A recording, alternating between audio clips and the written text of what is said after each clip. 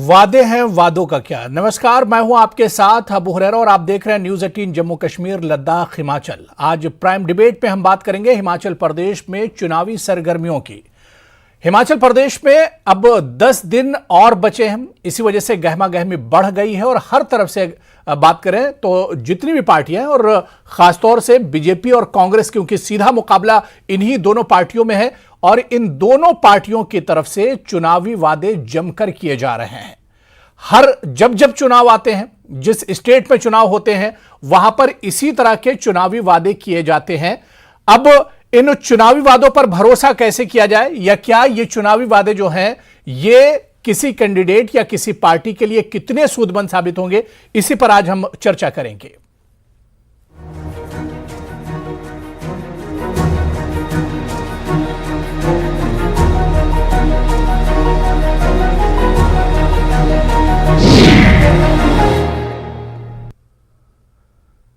तो हर बार के चुनाव की तरह हिमाचल प्रदेश के चुनाव में भी सियासी पार्टियों ने वादों की भरमार कर दी है और वादों की झड़ी लगी हुई है। इसी पर हम चर्चा करेंगे कि एक बार फिर चुनाव आया है और एक बार फिर जो पॉलिटिकल पार्टियां हैं वो चुनावी वादे लेकर आई हैं। बहुत खास मेहमान मेरे साथ जुड़े हुए हैं, बहुत जल्दी अपने मेहमानों का इंट्रोडक्शन आपसे करा देता हूं। मेरे साथ IN मेहता साहब हैं जो कि स्पोक्स पर्सन है कांग्रेस के, वीरेंद्र कश्यप साहब हैं, एक्स MP हैं, बीजेपी से आप हैं, और मेरे साथ एक और खास मेहमान अश्विनी शर्मा जी हैं जो कि सीनियर जर्नलिस्ट हैं। सभी मेहमानों का बहुत स्वागत है न्यूज 18 जम्मू कश्मीर लद्दाख हिमाचल में। मैं सबसे पहले वीरेंद्र कश्यप साहब आपसे ही शुरुआत करना चाहूंगा कि एक बार फिर से चुनाव आए हैं, क्योंकि आप 5 साल सरकार में रह चुके हैं और फिर बीजेपी ये दावा कर रही है कि इस बार फिर बीजेपी की ही सरकार हिमाचल में बनने जा रही है और फिर से बीजेपी ये दावा कर रही कि जो काम बचे हुए हैं उसने पिछले 5 सालों में बहुत काम किए और जो काम बचे हुए हैं अब आगे अगर उसे मौका मिलता है तो काम किए जाएंगे। यानी फिर से वादों की एक झड़ी बीजेपी ने लगा दी है। जी, मैं पहले तो आपका धन्यवाद करता हूं कि इस डिबेट में आपने मुझे आमंत्रित किया है। इसमें कोई दो राय नहीं है कि पिछले 5 वर्षों में प्रदेश में हमारे श्री जयराम ठाकुर की सरकार उनके नेतृत्व में बहुत अच्छे तरीके से चली है और हर वर्ग के लिए जो है कुछ ना कुछ जो योजनाएं, बहुत बेहतरीन योजनाएं जो है जयराम ठाकुर की सरकार ने, भारतीय जनता पार्टी की सरकार, और खास करके हमारे प्रधानमंत्री श्री नरेंद्र मोदी जी के आशीर्वाद से जिस तरह का जो है विकास के लिए पैसा केंद्र से हमको मिला और उसको सही ढंग से जो है जयराम ठाकुर की सरकार ने इस प्रदेश में लगाया है। मैं समझता हूं कि इन 5 वर्षों में जितने काम हुए हैं, पिछले कोई भी 5 वर्ष अगर आप उठा के देखेंगे तो वो अपने आप में वो बहुत कम पड़ जाएंगे। अपने आप में मैं कहना चाहता हूं कि एक यहाँ पर इस बार जो आम जनता की जो मन बना है वो मन यही बना है कि ये जो 5 वर्ष का जो मामला बना रहता था कि 5 वर्ष एक पार्टी, 5 वर्ष दूसरी पार्टी, और हिमाचल प्रदेश में आपने सही कहा कि भारतीय जनता पार्टी और कांग्रेस के बीच सीधे तौर से मुकाबला रहता है और हर बार ये पिछले वर्षों से यही चला कि एक बार बीजेपी एक बार कांग्रेस। परंतु जो जनमानस आज तैयार हुआ है हिमाचल प्रदेश में, वो डेफिनेटली इस बात को चाहता है कि जयराम ठाकुर की सरकार, भारतीय जनता पार्टी की सरकार हिमाचल प्रदेश में पुनः बने और जो हम जितने भी काम कर सके हैं और जो योजनाएं हम यहाँ पर चला पाए हैं, केंद्र की योजनाओं को हमने यहाँ पर स्टार्ट किया है और हिमाचल प्रदेश की सरकार ने बहुत सी योजनाएं लाई हैं। उनकी मैं आगे आने वाले डिबेट में जो उनका मैं खुलासा करूंगा, पर मैं ये कह सकता हूं कि यहाँ पर हिमाचल प्रदेश की जनता पुनः भारतीय जनता पार्टी की सरकार चाहती है, ऐसा यहाँ पर हमें देखने को मिल रहा है। नहीं, बिल्कुल, अगर सरकार ने काम किया है तो पब्लिक तो उसे एक तरह से देख ही रही। मैं दोबारा से वीरेंद्र कश्यप जी आपके पास आऊंगा। मैं मेहता जी आपके पास आना चाह रहा हूं।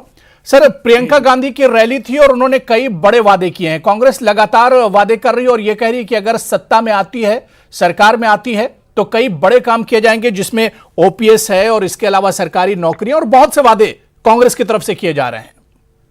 बिल्कुल। देखिए, आज मंडी में जिस तरह से श्रीमती प्रियंका गांधी जी की रैली हुई है, परिवर्तन जो है रैली हुई है, परिवर्तन हिमाचल प्रदेश में लाने के लिए। तो इतना ऐतिहासिक एक वहां पर इस तरह का माहौल देखने को मिला, जिसमें विशेष तौर पर महिलाओं और जो युवाओं में उत्साह देखा गया। तो यह ठोडो ग्राउंड में जो सोलन में रैली हुई थी, उससे भी कहीं बहुत बड़ी विशाल रैली थी, और जिससे यह साबित हो गया कि मिशन रिपीट नहीं, मिशन डिफीट है। रिवाज नहीं बदलेगा, राज बदलेगा। और जो उन्होंने वही बातें रखी है जो 10 गारंटियां हमने प्रदेश की जनता के सामने रखी है। सबसे पहला मामला जो ओपीएस का मामला है, जिससे कोई 2.5 लाख से ज्यादा हमारे जो कर्मचारी वर्ग है प्रभावित होते हैं। तो सबसे पहला मामला जो है ओपीएस का जो है, जैसे छत्तीसगढ़ की तर्ज पर दूसरे जो राज्य है हमारे कांग्रेस शासित राज्य है, उनकी तर्ज पर हिमाचल प्रदेश में ओपीएस को जैसे सरकार बनती है 8 दिसंबर के बाद सबसे पहले जो है लागू कर दिया जाएगा। श्रीमती प्रियंका गांधी वाड्रा ने जो वहां पर बात रखी है, वो बिल्कुल हमारा जो मैनिफेस्टो आना है अभी, और जो हमने 10 गारंटियां रखी है, उनको मद्देनजर रखते हुए, हिमाचल प्रदेश की समस्याओं को मद्देनजर रखते हुए, हर वर्ग के समस्याओं को मद्देनजर रखते हुए उन्होंने यह लोगों के सामने एक वायदा किया है। और जो हमारा संकल्प है, जो हमारा अभी मैनिफेस्टो आना है और 10 गारंटियां हैं, उनको सारी चीजों को लोगों के सामने वहां पर रखा है। चलिए ठीक है, इन वादों पर आगे भी हम चर्चा करेंगे। मैं डिबेट में अश्विनी शर्मा साहब को भी जोड़ लेता हूं। हिमाचल की चुनावी स्थिति पर शर्मा साहब की बहुत अच्छी पकड़ है।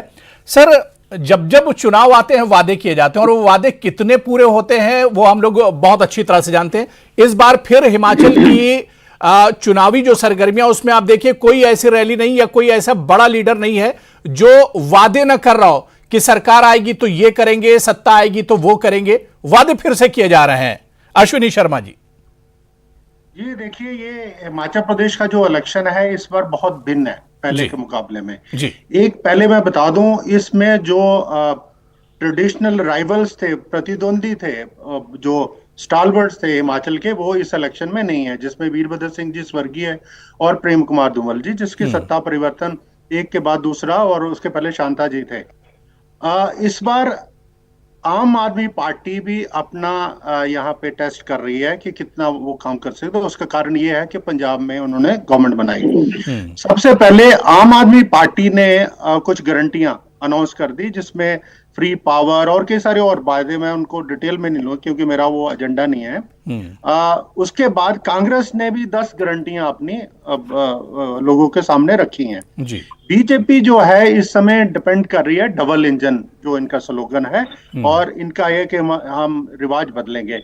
बट हिमाचल के परिप्रेक्ष्य में अगर देखा जाए तो ऐसे वायदे वो हिमाचल में कतई सूटेबल नहीं है। हिमाचल की इकोनॉमिक पोजीशन जो है बहुत खराब है।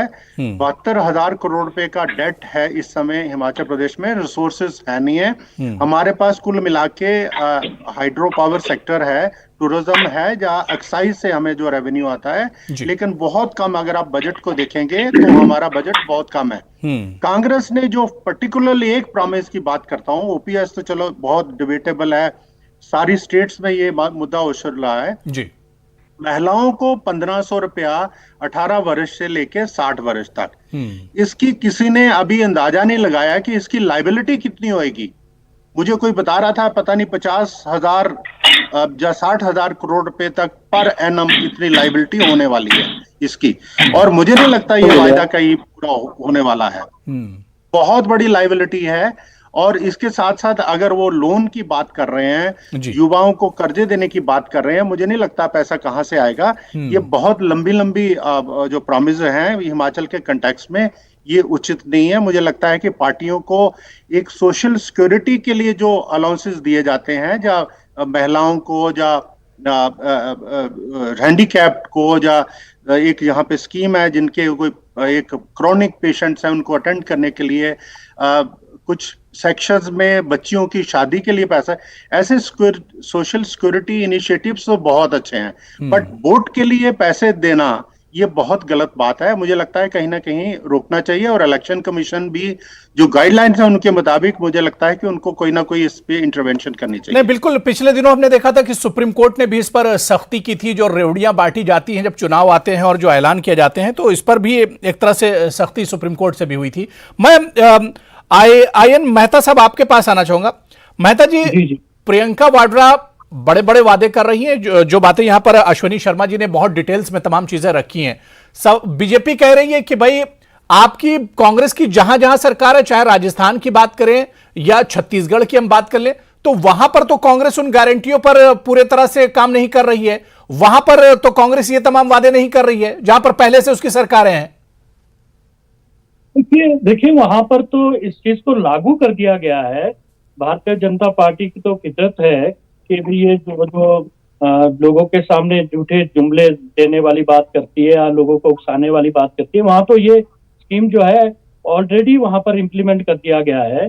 जहां तक हिमाचल प्रदेश की बात है तो हमने यहाँ पर ये सारा सर्वे करके एक जो हमारे इकोनॉमिस्ट है सबको उनसे राय मशवरा करके इन बातों को अगर हमने गारंटी के तौर पर लोगों के सामने रखा है तो ये सारी चीजें जो है हमने इस पे गहन चर्चा की है। सारे अगर यहाँ पर किस तरह से हम इकोनॉमिक कंडीशन को इम्प्रूव कर सकते हैं, किस तरह से हम यहाँ पर और रिसोर्सेज पैदा कर सकते हैं, खर्चे कम कर नहीं, सकते आप हैं। नौकरियों की बात कर रहे हैं, आप ओपीएस दोबारा से लौटाने की बात कर रहे हैं, लेकिन जो बात यहां पर अश्विनी शर्मा साहब ने बताई कि स्टेट की आप इकोनॉमिक हालत देखिए कि आज इकोनॉमी कहां पर जा रही है। यहां पर तो पैसा है ही नहीं और उसके बाद भी आप इतने बड़े बड़े वादे कर रहे हैं। आप देखेंगे इस सरकार की फिजूल खर्ची की आप बात करें, इन्वेस्टर मीट कभी ये धर्मशाला में करते हैं, कभी स्टेट के बाहर करते हैं। उसमें इन्वेस्टर मीट में कितने एमओयू हुए, कितना खर्चा हुआ, प्रधानमंत्री जी के दौरे यहाँ पर 11 दौरे हुए, उसमें कहा क्या मिला। डबल इंजन सरकार की बात करते थे। मैं दिसंबर अगर आप 2017 की बात करें, प्रधानमंत्री जी ने यही कहा था कि डबल इंजन की सरकार है। तो 45,000 करोड़ जो कर्जा है वो क्यों आपका 70,000 करोड़ से ऊपर पहुंचा है। अगर आर्थिक पैकेज कोई मिलता, यहाँ खर्चों में यह कमी करते तो आप लोगों की सेवा कर सकते थे। तो कर्जों के बोझ पर अगर सरकार चलानी है तो डबल इंजन सरकार कैसे है। आप बताएं कि मुख्यमंत्री जो है कभी भी उनका दौरा, मैंने सड़क से दौरा नहीं देखा होगा। ये फिजूल खर्ची तो नहीं है क्या? नहीं है तो क्या है? जो हेलीकॉप्टर से ये हमेशा दौरे करते हैं। आप दूसरे मंत्रियों की बात करें या इनके निगम और बोर्डों के अध्यक्षों की बात करें, 35, 40, 50 लाख की गाड़ियों में घूमते हैं। ठीक है, वीरेंद्र कश्यप साहब इसका जवाब दे रहे हैं। वीरेंद्र जी, जो कांग्रेस का इल्जाम है कि सरकार में फजूल खर्ची बहुत हुई है, हालांकि कांग्रेस अभी स्टेट की हालत नहीं जान रही कि स्टेट में इकोनॉमिक सिचुएशन क्या है, सिर्फ वादे किए जा रहे हैं। क्या लगता है कि महज लोगों को और वोटर्स को बहकाने के लिए इस तरह के वादेबाजी हो रही है? देखिए, मैं तो यही कहना चाहता हूं कि भारतीय जनता पार्टी ने कभी भी ऐसे वादे नहीं किए इलेक्शनों में खास करके कि वो उसको पूरा नहीं कर सके। ये ठीक है, कांग्रेस की जो कई वर्षों से जो है हिमाचल में और केंद्र में सरकार इनकी रही है, वो हमेशा जब भी चुनाव आते हैं तो बड़े बड़े वादे कर देते हैं और उन वादों को कभी उन्होंने पूरा करना नहीं है। सरकार वो भोली भाली जनता के जो वोट लेकर चली जाती है। पर एक दो बातें जो अभी मेहता जी ने कही कि मुख्यमंत्री जो है वो हेलीकॉप्टर से जो है वो दौरा करते हैं और दौरा करने के बाद जो है वो फिजूल खर्ची करते हैं। जहां तक चीफ मिनिस्टर श्री जयराम ठाकुर की बात है, डेफिनेटली वो हेलीकॉप्टर का प्रयोग करते हैं और इससे पहले भी वीरभद्र सिंह जी भी हेलीकॉप्टर का उपयोग करते रहे हैं, इसमें कोई दो राय नहीं। आज जो है जमाना बदल गया है। आज जो है वो हमारी जो टेक्नोलॉजी वो इतनी एडवांस्ड है, लोग भी चाहते हैं कि हमारा नेता हमारे बीच आए और वो उनकी समस्याओं के समाधान को करे। बाई रोड्स भी वो जाते हैं, इसमें कोई दो राय नहीं है। हाँ, ये ठीक है कि इलेक्शन के दिनों में, पिछले दिनों में जो मुख्यमंत्री जी ने है वो कोशिश की है कि जितने काम हुए हैं उसके उद्घाटन भी होने चाहिए और साथ ही साथ जो है जो वहां पर जो हमारा बजट में जो प्रावधान रहे हैं विभिन्न योजनाओं के लिए, वो भी जनता के सामने जो है रखे जा सके ताकि उसके शिलान्यास भी हो सके। हाँ, एक बात और उन्होंने कही कि प्रधानमंत्री जी हिमाचल प्रदेश में कई दौरे करके अभी वो 5 तारीख को फिर आ रहे हैं हमारे हिमाचल प्रदेश में, हमारे सोलन में भी वो 5 तारीख को आ रहे हैं। परंतु मैं आपको ये कहना चाहता हूँ कि मैं आपको ये कहना चाहता हूँ कि प्रधानमंत्री जी ने हिमाचल प्रदेश को जो सबसे बड़ी सौगात दी है 2014 में, तुरंत उनके प्रधानमंत्री बनने के बाद, हमारा जो है वो हिमाचल प्रदेश के लिए एक स्पेशल कैटेगरी स्टेट था, वो कांग्रेस ने जो है हमसे छीन लिया था। क्योंकि यहाँ पर 90% की 90:10 यानी 90:10 की रेशो से वो केंद्र और हिमाचल प्रदेश की जो योजना है वो लागू होती है, वो हमसे छीन लिया गया था। परंतु प्रधानमंत्री श्री नरेंद्र मोदी जी ने 90% केंद्र से वो पैसा मिलता है हर योजना में, और 10% जो है हमारा हिमाचल प्रदेश लगाता है। ठीक है वीरेंद्र कश्यप जी मुझे बहुत छोटे से ब्रेक पर जाना है। मेहता जी भी कुछ कहना चाह रहे थे, बहुत छोटा सा ब्रेक लेंगे, लेकिन ब्रेक के उस पार जब लौट कर आएंगे तो इन वादों की सच्चाई क्या होती है? क्या सिर्फ महज वादे किए जाते हैं और चुनाव के बाद ये वादे भुला दिए जाते हैं? क्या सिर्फ वोटरों को वर्गलाने के लिए, वोटरों को लुभाने के लिए इस तरह के चुनाव में वादे किए जाते हैं, जिस तरह के वादे एक बार फिर से हिमाचल के चुनाव में सामने आ रहे हैं? बहुत छोटा सा ब्रेक लेंगे, तीनों मेहमान मेरे साथ जुड़े हुए हैं। छोटा सा ब्रेक, हाजिर होते हैं।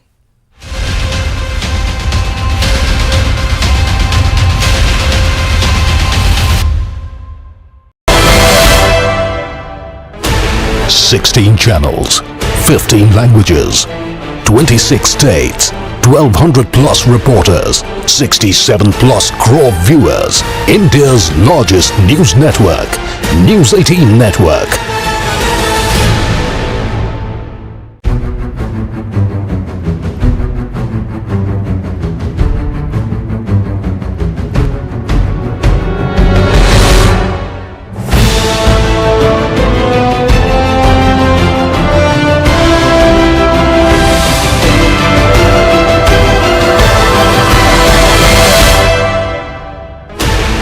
Sixteen channels, 15 languages, 26 states, 1200 plus reporters, 67 plus crore viewers. India's largest news network, News 18.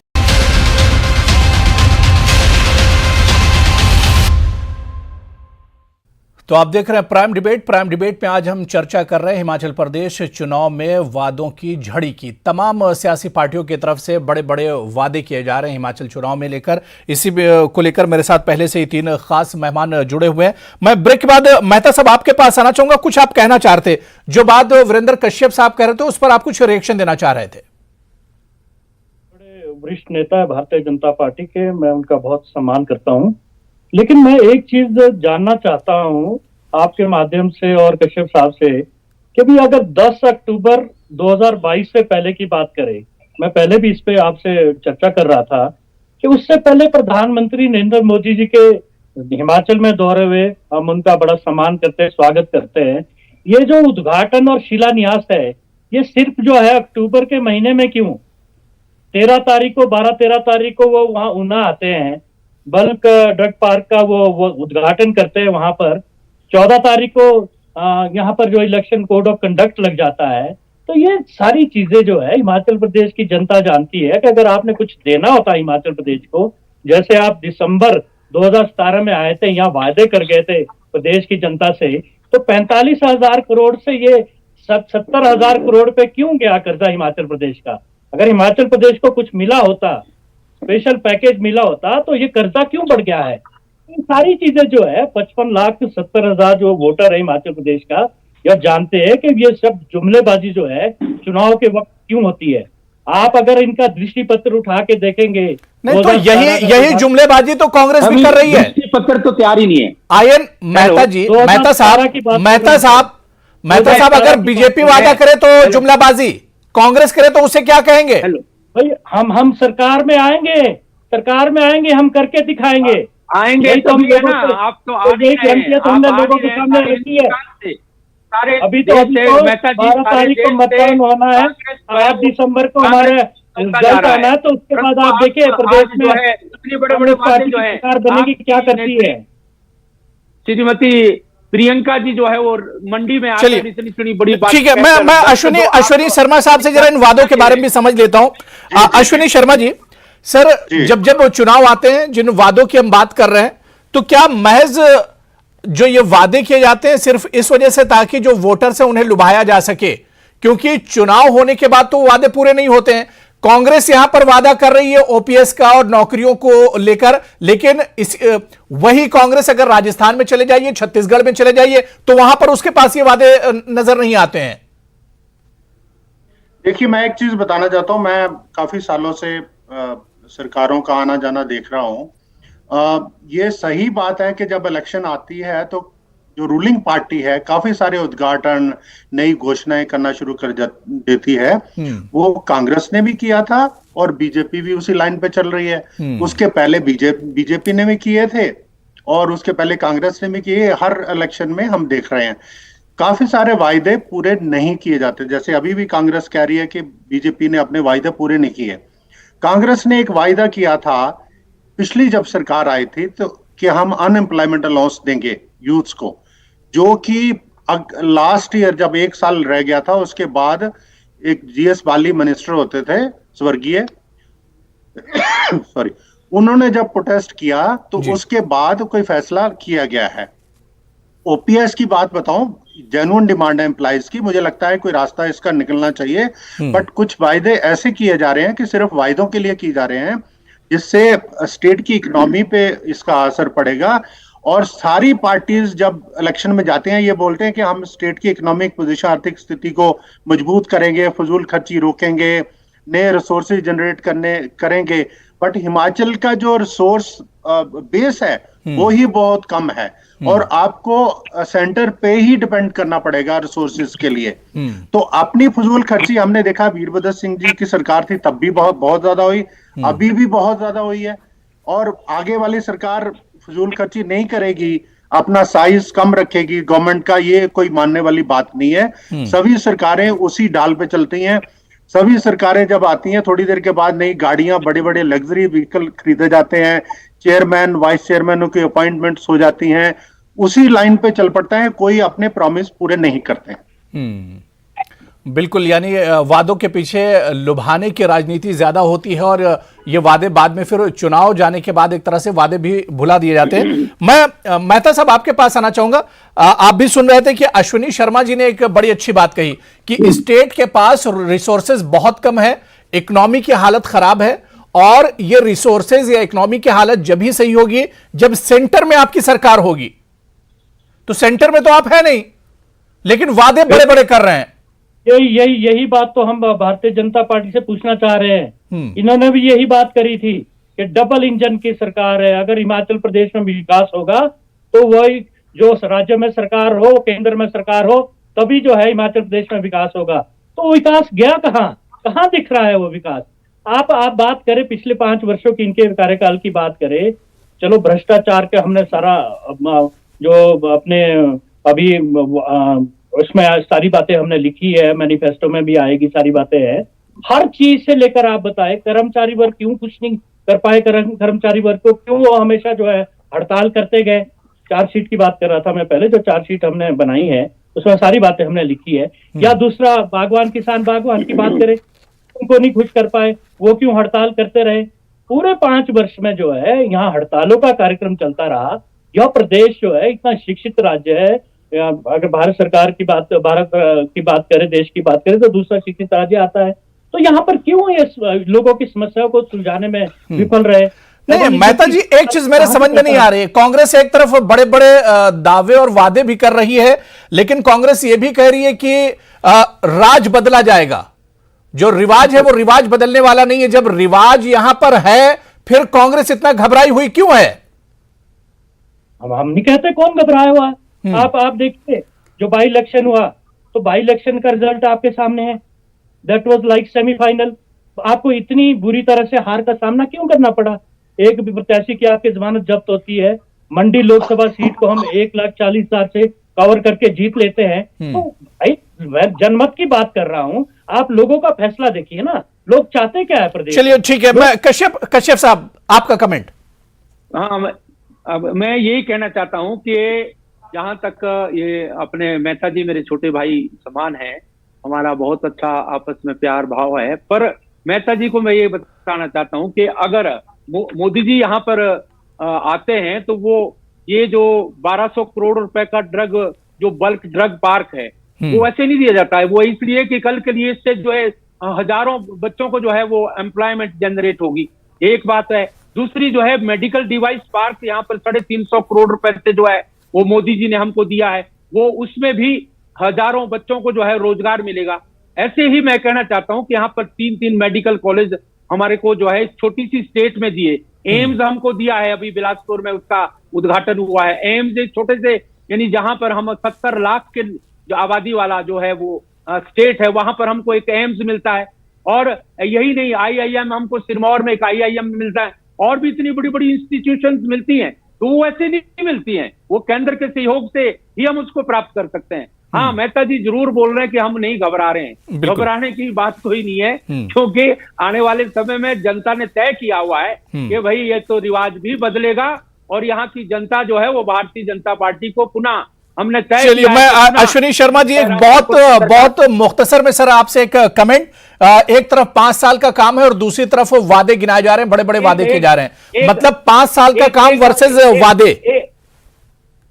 एक पॉइंट में और आपको कहना चाहता हूं, अश्विनी शर्मा जी बहुत जर्नलिस्ट है, मैं थोड़ा ठीक है, नहीं वीरेंद्र जी अब टाइम मेरे पास नहीं बचा। मैं अश्विनी जी, मैं ये कह रहा था कि एक तरफ 5 साल का कामकाज है और दूसरी तरफ अब जो बड़े बड़े वादे किए जा रहे हैं, चुनाव में सीधे सीधे यही एक मुकाबला देखा जा रहा है।